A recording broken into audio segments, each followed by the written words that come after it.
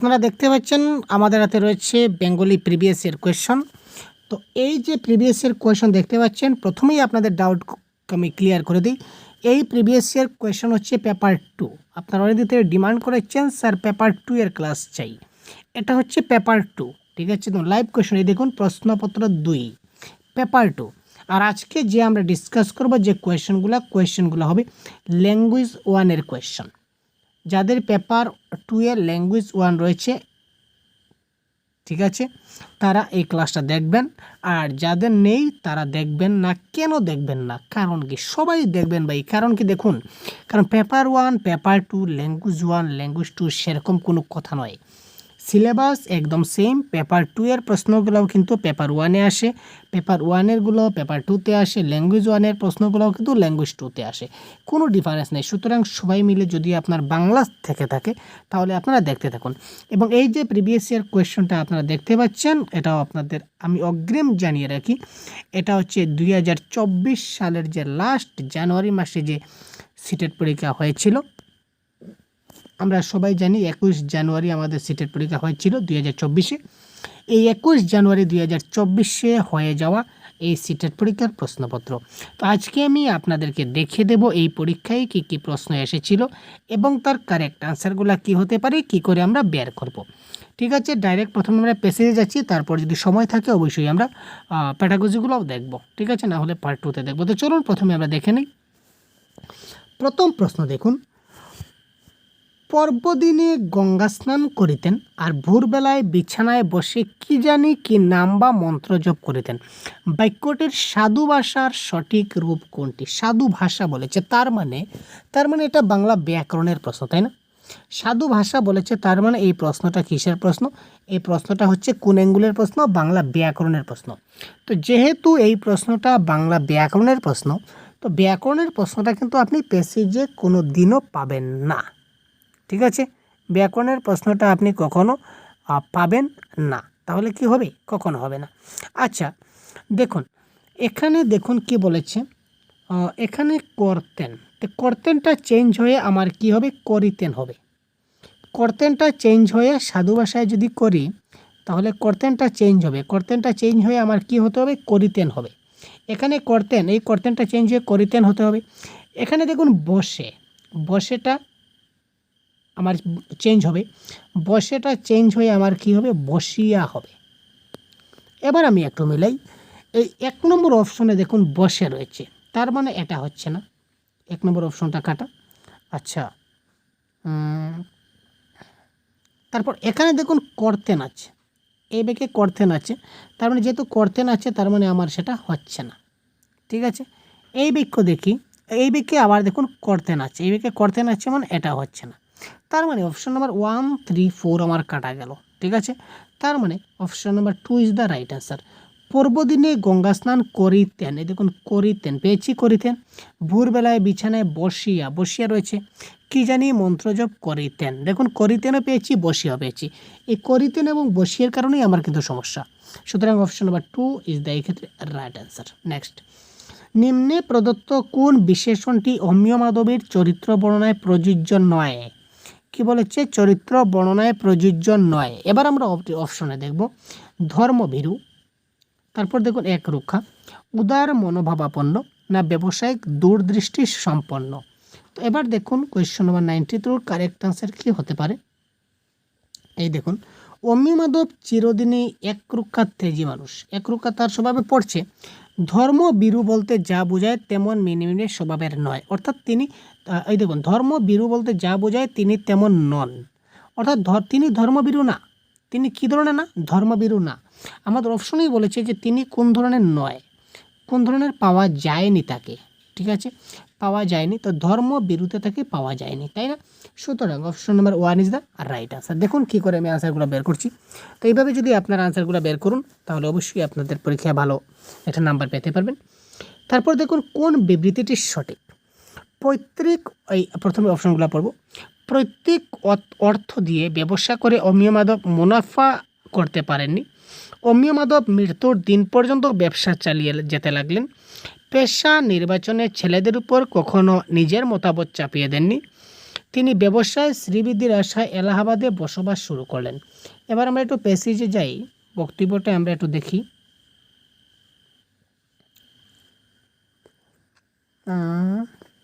এই দেখুন কি বলেছে, দেখুন কোথায় রয়েছে লাইনটা, একটু খুঁজতে হবে ভাই, খুঁজতে হবে, একটু তো সময় লাগবে তাই না।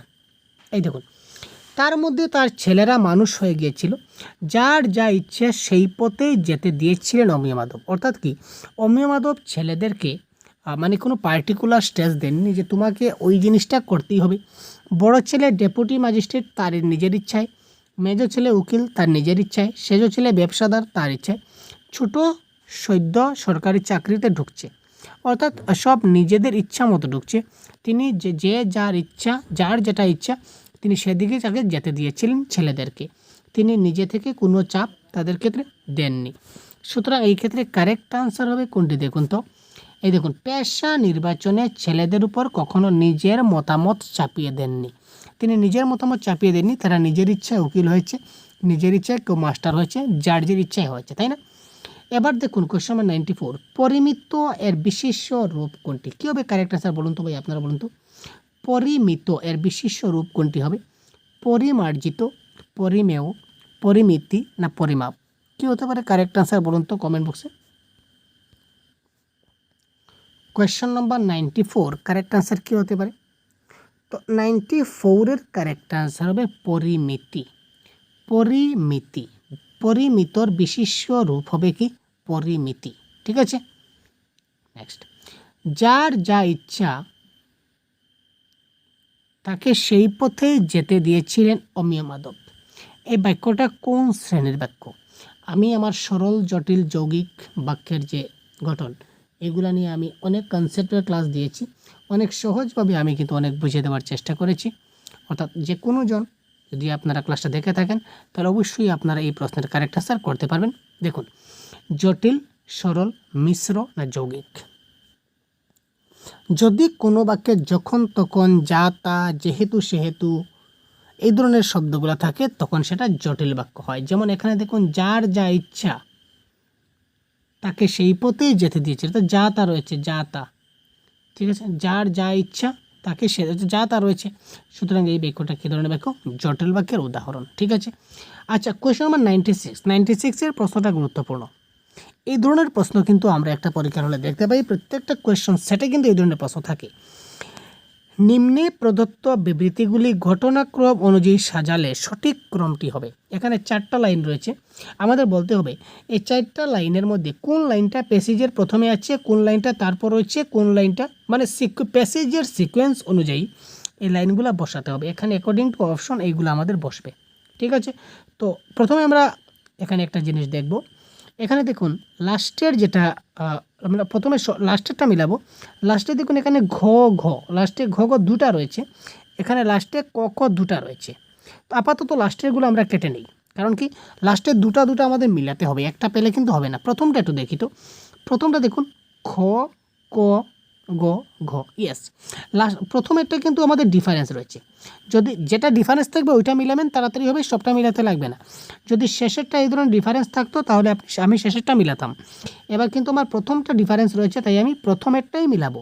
তো প্রথমেরটা মিলাবো, কী করে মিলাবো এবার দেখুন। এই 4টা লাইন খুব ভালো মতো পড়ুন। অমিয় মাধব এলাহাবাদে বসে সমস্ত ব্যবসা গুটিয়ে নিলেন। লাইনগুলো মনে রাখুন। অমিয় মাধব এলাহাবাদে বসে সমস্ত ব্যবসা গুটিয়ে নিলেন। অমিয় মাধব মধ্যপ্রদেশের বিভিন্ন শহরে তার ব্যবসা চালাতে লাগলেন।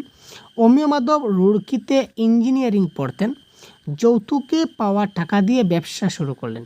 এই 4টা লাইনের মধ্যে কোন লাইনটা, ঠিক আছে, আমাকে বলতে হবে যে কোন লাইনটা এই প্যাসেজের সবের প্রথমে আছে। এটা যদি আমি বের করতে পারি আমার আনসার হয়ে গেল। তো প্যাসেজের প্রথম থেকে আমি একটু স্টাডি করব। দেখুন, অমিয় মাধবের মৃত্যুতে সমস্ত এলাকার সহজে হইচই পড়ে গেল। স্বাভাবিক মৃত্যু নয়, ইচ্ছা মৃত্যু। এই লাইনগুলো আমি যে লাইনগুলো এইমাত্র পড়লাম, এই পড়ার মধ্যে এই লাইনগুলো কোথায় রয়েছে? পাবলিসিটি, প্রচার, এলাহাবাদে, এই লাইনটা পাননি। কন্ট্যাক্ট, এই দেখুন, তিনি রুড়কিতে ইঞ্জিনিয়ারিং পড়েছিলেন। এই 4টা লাইনের মধ্যে এই যে রুড়কিতে ইঞ্জিনিয়ারিং পড়েছিলেন, এটা আমি কিন্তু সবের প্রথমে পেয়েছি, তার আগে কিন্তু কোনো লাইন পাইনি। এই লাইনটাও কিন্তু আমি প্রথমে পেয়েছি, আমার আনসার হয়ে গেল। কী করে আনসার হয়ে গেল দেখুন, এই দেখুন, অমিয় মাধব রুড়কিতে ইঞ্জিনিয়ারিং পড়েছিলেন, তার মানে অপশন নম্বর গটা প্রথমে হবে। ফার্স্টে কী হচ্ছে, অপশন নম্বর গ হচ্ছে। তো অপশন নম্বর গ একমাত্র এই 2 নম্বরে আছে, আর বাকি কোথাও কিন্তু আমার নেই, বাকি কোথাও গ প্রথমে নেই, ঠিক আছে। তো সুতরাং option number 2 is the right answer. চলুন, পূজা পার্বণ কোন সমাস? পূজা পার্বণ কোন সমাস? কোশ্চেন 97, ব্যাকরণের প্রশ্ন, তাড়াতাড়ি কমেন্ট করুন। তৎপুরুষ, বহুব্রীহি, দ্বিগু না দ্বন্দ্ব? কী হবে কারেক্ট আনসার ভাই? পূজা পার্বণ কোন সমাস? তো এটা কারেক্ট আনসার হবে পূজা এবং পার্বণ হচ্ছে দ্বন্দ্ব সমাস। জীবনের শেষ প্রান্তে এসে তিনি এলাহাবাদে স্থায়ীভাবে বসবাস করতে শুরু করলেন কেন? ব্যাকরণের প্রশ্নগুলো কিন্তু আপনারা প্যাসেজে খুঁজে অযথা সময় নষ্ট মোটেই করবেন না, কারণ ব্যাকরণের প্রশ্নগুলো কিন্তু আপনারা প্যাসেজে পাবেনই না, ঠিক আছে ভাই? ব্যাকরণের প্রশ্নগুলো আপনারা প্যাসেজে পাবেন না। আপনারা ব্যাকরণের ক্লাসগুলো দেখুন, বা আমাদের বাংলা ব্যাকরণের আমরা একটা পিডিএফ তৈরি করেছি, যে পিডিএফে বাংলা ভাষার সম্পূর্ণ কোর্স আপনারা এখানে পেয়ে যাবেন, পুরো কনসেপ্ট সহ আপনারা পেয়ে যাবেন। তাছাড়া এই পিডিএফটিতে 650+ এমসিকিউ রয়েছে, 650 প্লাস এমসিকিউ রয়েছে। তাছাড়া সঙ্গে রয়েছে আপনাদের বাংলা, স্পেশালি বাংলা ব্যাকরণের পিওয়াইকিউ, যে সকল পিওয়াইকিউ ইয়ার ওয়াইজ দেওয়া আছে, কোন ইয়ারে কোনটা এসেছে একদম ইয়ার ওয়াইজ দেখতে পাবেন। যেমন 2013-তে কোনটা এসেছিল, 14-তে কোনটা এসেছিল, 15-তে কোনটা এসেছিল, 2019-এ কী ব্যাকরণ এসেছে, 2023-এ কী ব্যাকরণ এসেছে, এই ধরনের পুরো ডিটেলস আপনার দেওয়া আছে। ভিডিও ডেসক্রিপশনে লিঙ্ক পাবেন, মাত্র 50 টাকা লাগবে সেটা ডাউনলোড করতে। 50 টাকা দিয়ে এখনই ডাউনলোড করে নিন, বাংলা ব্যাকরণের 100% আপনার কমন পড়বে, ঠিক আছে ভাই? যদি চান তাহলে আপনি দেখে নিন। তাছাড়া আমাদের অনেক ফ্রি ক্লাস রয়েছে বাংলা ব্যাকরণের ইউটিউব চ্যানেলে, আপনারা দেখতে পারেন। চলুন, জীবনের শেষ প্রান্তে এসে তিনি এলাহাবাদে স্থায়ীভাবে বসবাস করতে শুরু করলেন। কথাটা হচ্ছে কেন শুরু করলেন? তিনি প্রতিদিন গঙ্গা স্নান করতেন বলে, তিনি অত্যন্ত ধর্মভীরু ছিলেন বলে, গঙ্গা তীরবর্তী শহরে জীবনের শেষ দিনগুলি কাটানোর জন্য, ধার্মিক স্ত্রী ও পুত্রবধূর কথা অমান্য করতে না পেরে। তো এখানে কারেক্ট আনসার কী হবে? কোয়েশ্চেন নম্বর 98, আমরা এটা দেখি। তার জীবনের শেষ প্রান্ত, তো জীবনের শেষ প্রান্ত মানে প্যাসেজেরও শেষ প্রান্তের দিকে মোটামুটি হবে, তাই না ভাই?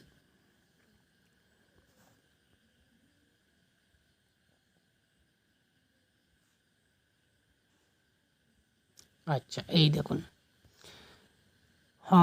তার জীবনের বেশিরভাগ সময় কেটেছে মধ্য ভারতে। আচ্ছা, জবলপুর, ঝাঁসি, নাগপুর, এর মধ্যে তিনি কাজকর্ম বেশিরভাগ শেষ, ছেলেরাও ছড়িয়ে আছে এদিকে এদিকে। আচ্ছা, অনেক ভেবে তিনি শেষে এলাহাবাদে বাড়ি তৈরি করেছিলেন। জব্বলপুর করবার জন্য সকলে বলেছিল, কিন্তু তিনি রাজি হননি, বলেছিলেন না, চিরকালের কর্মক্ষেত্রে থাকলে বিশ্রাম হবে না, তাছাড়া ও গঙ্গার দেশে মরতে চাই না, গঙ্গার কাছে থাকবো। আনসার আমরা পেয়ে গেছি। তিনি বললেন যে আমি অগঙ্গার দেশে মরতে চাই না, আমি গঙ্গার কাছে থাকবো। শেষ জীবনে তিনি এলাহাবাদে বাড়ি তৈরি করেন কেন? তিনি গঙ্গার পাশে থাকতে চাইছেন। সুতরাং এখানে গঙ্গার পাশে থাকতে চাইছেন, that is option number 3, Ganga তীরবর্তী শহরে জীবনের শেষ দিনগুলি কাটানোর জন্য, তাই না? দেখুন, প্রশ্নগুলো এইভাবে আমাদের আসবে। দেখুন, প্যাসেজের শেষ প্রশ্ন, তারপর আমরা কবিতায় যাব। অমিয় মাধবের ব্যবসা শুরু করার পেছনে প্রধান কারণ কী ছিল? অমিয় মাধব ব্যবসা শুরু করেছিলেন, এই ব্যবসা শুরু করার পিছনে তার মূল কারণ কী ছিল? পিতার মৃত্যুতে তিনি কপর্দক শূন্য হয়ে পড়েছিলেন। নববধূর প্ররোচনায় তিনি পড়াশোনা ছেড়ে দেওয়া স্থির করলেন। পিতার রেখে যাওয়া টাকা থেকে তিনি ইঞ্জিনিয়ারিং কলেজের বেতনের জন্য যথেষ্ট ছিল না। ইঞ্জিনিয়ারিং করে স্বল্প বেতনের সরকারি চাকরি পাওয়া যাবে, কম বেতনের চাকরি পাবেন, তাতে তিনি সন্তুষ্ট ছিলেন না। তো আমরা দেখি এই অপশনের মধ্যে আমরা পেয়েছি যে একটু আমাদের দেখতে হবে, তিনি ব্যবসা জয়েন করেছিলেন কিসের জন্য। তো এখানে দেখেছিলাম তিনি ইঞ্জিনিয়ারিং পড়েছিলেন, তো তারপর তিনি বিবাহ করেছেন, তারপর কিছু হবে, পড়াশোনা বেশি দূর এগোয়নি। আচ্ছা, সংসারে বোঝা তার ঘাড়ে চাপলো। আচ্ছা, এই দেখুন, সেকালে রুড়কি থেকে পাশ করলে সরকারি চাকরির অভাব হতো না, কিন্তু এতদিন অপেক্ষা করে এত কম আয়ের কথাটা ভালো লাগেনি অমিয় মাধবের, তাই তিনি পৈতৃক অর্থ সংসারে রেখে যৌতুকের টাকায় ব্যবসায় নেমে পড়েন। অর্থাৎ কি, তিনি এই বেতন কম, এই এত কষ্ট করে, এত ইঞ্জিনিয়ারিং পড়েছিলেন, আর এই কম টাকায় কম বেতনে তিনি চাকরি করবেন, তার জন্য তিনি চাকরি করেননি। এই কথাটা তার ভালো লাগেনি। আবার ক্লিয়ার করে দিই, দেখুন, এতদিন অপেক্ষা করে এত কম আয়ের কথাটা তার ভালো লাগেনি অবিয় মাধবের। আর সেকালে রুড়কি থেকে পাশ করলে সরকারি চাকরির অভাব হতো না, তিনি পেয়ে যেতেন। কিন্তু এতদিন অপেক্ষা করে এত কম আয়ের কথাটা তার ভালো লাগেনি, অর্থাৎ তার বেতন কম ছিল, তাই তিনি চাকরি করতে রাজি ছিলেন না। সুতরাং কারেক্ট আনসার কোনটা হবে? দেখুন অপশন নাম্বার 4, ইঞ্জিনিয়ারিং করে স্বল্প বেতনের সরকারি চাকরি তার ভালো লাগেনি। ঠিক আছে ভাই। তারপর দেখুন একটা কবিতা ছিল আমাদের, বাতাস তুই আমার পুণ্যের গাছ ছুঁয়ে আসিস। এই কবিতাটা 100 কোয়েশন। কন্যা রান্না করার খুদ খাওয়ার ব্যাকুলতা, কন্যার স্পর্শ পাওয়ার ব্যাকুলতা, কন্যাকে লাল পেড়ে শাড়ি কিনে দেওয়ার ব্যাকুলতা, নিঃসঙ্গ জীবনের দ্বিতীয় পত্নী আনার ব্যাকুলতা। তো বাতাস তুই আমার পুণ্যের গাছ ছুঁয়ে আসিস, এই লাইনটা কোথায় হচ্ছে আমরা একটু দেখি। এই দেখুন, বাতাস তুই আমার পুণ্যের গাছ ছুঁয়ে আসিস। তো তার আগে কবিতাটা দেখতে হবে। কবিতাটা কীভাবে দেখুন, টাকার অভাবে বেটিটুর বিহা দিতে পারিনি, উত্তরপ্রদেশের ছোড়া 500 টাকায় কিনে নিয়ে গেল, আজও কোনো খবর পাইনি জানটা যে কি করে, ঘর দূর ফাঁকা ফাঁকা মা লক্ষ্মী আছে কেমন করে, পূজায় একটা কাপড় দিতে পারিনি বলে কত দুঃখ, লাল পেড়ে চেয়েছিল কটা টাকার জন্য ধরে, ছেড়ে দিতে হলো আমার বিদেশি ভিউয়ারে, বাতাস তুই আমার পুণ্যের গাছ শুয়ে আসিস। অর্থাৎ তার মেয়ের প্রতি যে ব্যাকুলতা, মেয়েকে না পাওয়ার যে ব্যাকুলতা, সেটা এখানে প্রকাশ পেয়েছে। সুতরাং কন্যাকে স্পর্শ পাওয়ার ব্যাকুলতা, এটা হবে রাইট আনসার। বাবা কি রানবো চাল বাড়ন্ত, এখানে এই যে বাড়ন্ত শব্দের অর্থটা কি? 101। মামরা মেয়ে গোবর ছুরি নামিয়ে রেখে হেসলে, আসতিস বাবা কি রাঁধবো চাল বাড়ন্ত, খুদটু যা রাঁধছিস একবারে অমৃত, বুড়া বয়সে ভগবান আমায় এত দুঃখ দিলি। ঠিক আছে, অর্থাৎ বাবা কি রাঁধবো চাল বাড়ন্ত মানে কি, চাল আর নেই, খুদুদ রান্না শেষ হয়ে গেছে, চাল কিন্তু আর নেই, এবার সে কি রাঁধবে। তো এখানে বাড়ন্ত শব্দের অর্থ কি দাঁড়ালো দেখুন তো, এটা দাঁড়ালো কি নিঃশেষিত। কারেক্ট আনসার সেটা কি দাঁড়ালো? এটা দাঁড়ালো নিঃশেষিত। পিতার অসহায়তার যে করুণ চিত্রটি ফুটে উঠেছে, তার কারণ কি? পিতার অসহায়তার যে করুণ চিত্র এখানে ফুটেছে, তার কারণ কি? 102। এটা কারেক্ট আনসার। পত্নীর অসুখে উপযুক্ত চিকিৎসার ব্যবস্থা করতে না পারা, এটা আমরা পাইনি। পত্নী বিয়োগের পর দ্বিতীয় বিবাহ করার পশ্চাতাপ, সেটা পাইনি। দীর্ঘদিন মেয়ের হাতে রান্না খেতে না পাওয়ার দুঃখ, সেটা পাইনি। এটা দেখুন, অর্থ অভাবের দরুন বিয়ে দিতে না পারে মেয়েকে দূরদেশে বিক্রি করার যন্ত্রণা, তিনি মেয়েকে দূরদেশে বিক্রি করে দিয়েছিলেন পয়সার অভাবে। এই দেখুন, টাকার অভাবে বেটিটার বিহা দিতে পারেনি, উত্তরপ্রদেশে সুরা 500 টাকায় কিনে নিয়ে গেল। অর্থাৎ তিনি মেয়েকে বিয়ে দিতে পারেননি, 500 টাকায় তিনি মেয়েকে অন্য ছেলেটা কিনে নিয়ে গেল, তার মানে তিনি বিক্রি করে দিলেন। তো এটাই তার মনের কি ছিল? দুঃখ ছিল। এখানে ক্লিয়ারভাবে দিয়েছে, অর্থ অভাবের দরুন বিয়ে দিতে না পারা মেয়েকে দূরদেশে বিক্রি করার যন্ত্রণা ইজ দ্য রাইট আনসার। তো হৃদয়খানা রাত্রির আকাশের মতো তোলপাড় করে, উর্দুতে কোন অলঙ্কার প্রয়োগ করা হচ্ছে? 103। এটা ছন্দ অলঙ্কার। আপনারা ছন্দ অলঙ্কারের ক্লাস যদি দেখে না থাকেন অবশ্যই দেখে নেবেন। তো হৃদয়খানা রাত্রির আকাশের মতো তোলপাড় করে উদ্ধৃতিটিতে কোন অলঙ্কার প্রয়োগ করেছে? হৃদয়ের সঙ্গে রাত্রের আকাশের তুলনা করা হয়েছে, তাই না? হৃদয়ের সঙ্গে রাত্রের আকাশের তুলনা করা হয়েছে, অর্থাৎ কি একটার সঙ্গে একটা যখন তুলনা করা হয় তখন সেটা হয় কি উপমা অলঙ্কার। ঠিক আছে। পূজায় একটা কাপড় দিতে পারেনি বলে কত দুঃখ, এটাকে আমরা কথ্য ভাষায় সঠিক ভাষায় লিখব, কথ্য ভাষায়। 104। এটা কথ্য ভাষায় যদি লিখি তাহলে এটা হবে কারেক্ট আনসার। পূজায় একটা কাপড় দিতে পারেনি বলে কত দুঃখ, এটা হবে কারেক্ট আনসার। কবিতাটির মাধ্যমে কি প্রকাশ পেয়েছে? কবিতাটির মাধ্যমে কি প্রকাশ পেয়েছে? পত্নীর মৃত্যুতে পতির মানসিক যন্ত্রণা, কন্যার মৃত্যুতে পিতার মানসিক যন্ত্রণা, কন্যার দূরদেশে বিক্রি হয় পিতার বিয়োগ ব্যথা, দৈন্যদায়ে কন্যা বিক্রি করতে বাধ্য পিতার হাহাকার। 105। এখানে আমরা বারবার দেখছি যে মেয়েটাকে কিন্তু বিয়ে দেওয়া হয়েছে, মেয়েটাকে বিয়ে দেওয়া হয়নি, দুঃখিত, মেয়েটাকে বিয়ে দেওয়া হয়নি। বিয়ে দেওয়ার পিতার হাহাকার সেটা হলো না। কন্যার মৃত্যু যায়নি। পত্নীর মৃত্যুর কথা সেখানে বলা হলেও মেইন ফোকাস পেয়েছে কি দৈন্যদায়ে বিক্রি করতে বাধ্য পিতার হাহাকার। তিনি মেয়েকে দেনার দায়ে কী করেছিলেন, বিক্রি করেছিলেন, যার জন্য পিতার হাহাকার ছিল। ঠিক আছে ভাই, তো যাই হোক আজকের ক্লাসটা অনেক দীর্ঘ হচ্ছে। পরবর্তী ক্লাসে আমরা তার যে প্যাডাগজিগুলো আপনারা দেখতে পাচ্ছেন, এই প্যাডাগজিগুলো আমরা পরবর্তী ক্লাসে আমরা অলরেডি ডিসকাস করব। সুতরাং আপনারা সাথে থাকুন, ভালো থাকুন এবং প্রতিদিন মক টেস্ট দিতে হোয়াটসঅ্যাপ গ্রুপে একটা লিঙ্ক আছে, এই লিঙ্কে জয়েন করে দিন। আমরা প্রতিদিন এখানে মক টেস্ট দিই। মক টেস্টটা পেইড গ্রুপও রয়েছে। মক টেস্টের জন্য আমাদের একটা পেইড গ্রুপ রয়েছে। যদি আপনারা জয়েন হতে চান তাহলে অবশ্যই খুব তাড়াতাড়ি আমাদের কমেন্ট বক্সে জানিয়ে দিন, আমরা লিঙ্ক পাঠিয়ে দেবো। আপনারা এখান থেকে পেইড কোর্সে জয়েন হয়ে যেতে পারবেন। ঠিক আছে ভাই, হোয়াটসঅ্যাপ গ্রুপে। তো ধন্যবাদ, ভালো থাকবেন। আজকের ক্লাস এই পর্যন্তই। পরবর্তী ক্লাসে আবার অবশ্যই কথা বলবো।